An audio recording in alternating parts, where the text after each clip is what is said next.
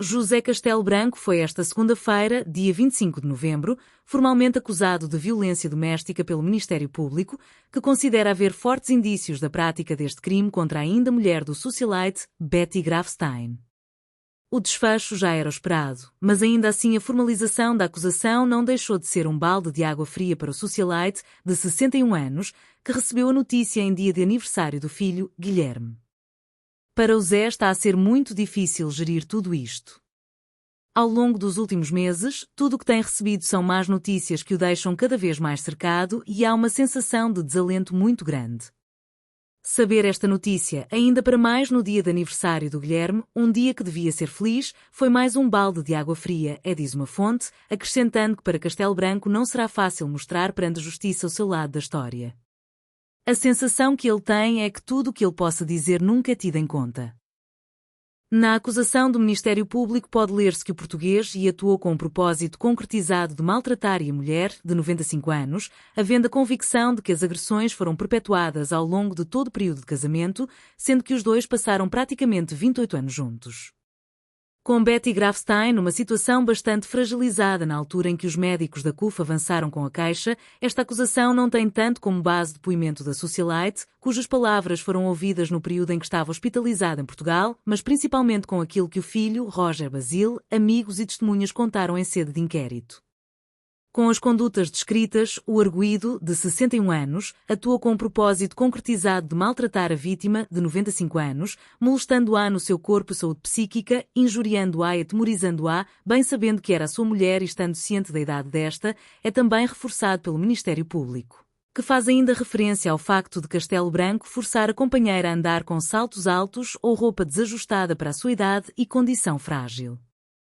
No documento a que o Correio da Manhã teve acesso, são descritas ainda as alegadas agressões sofridas por Betty, com base naquilo que as testemunhas do processo partilharam.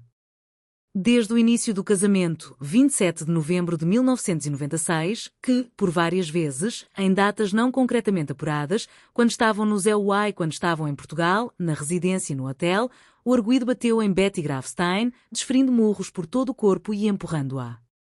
Desde o início do casamento, 27 de novembro de 1996, que, por várias vezes, em datas não concretamente apuradas, quando estavam no Zé Uai e quando estavam em Portugal, na residência e no hotel, o arguido apertou o pescoço de Betty Grafstein até ela sentir dificuldades em respirar.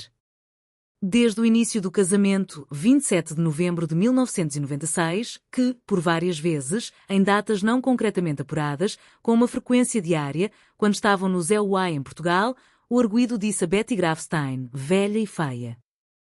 Confirmaram foram também as medidas de coação que impedem José Castelo Branco de sair do país, uma vez que se encontra com os passaportes confiscados. As notícias deixam José Castelo Branco verdadeiramente de rastos, numa altura em que vê o tempo a passar e a sua vida continua em suspenso, nomeadamente a nível profissional, uma vez que a gravidade da acusação que recai sobre si levou a que todas as portas se lhe fechassem. Neste momento, apenas o TikTok é uma fonte de rendimento, diz a fonte ouvida pela nossa publicação, acrescentando que Marluce tem sido um anjo na vida do português. A Marluce e o filho são a maior prova de amor que ele pode ter. Mas tem sido muito abaixo nos últimos tempos.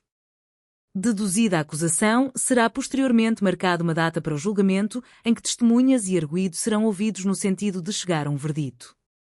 Ouvida na CMTV sobre o assunto, a jornalista Tânia Laranja acredita que há prova forte e que poderá até ser suficiente para fazer com que José Castelo Branco cumpra pena efetiva. Arrisca-se a apanhar uma pena de cadeia efetiva. A violência doméstica tem sido tratada cada vez mais com mão pesada, reforçou, num caso mediático que tem os olhos do país colocados nele. Em Nova Iorque canta-se vitória.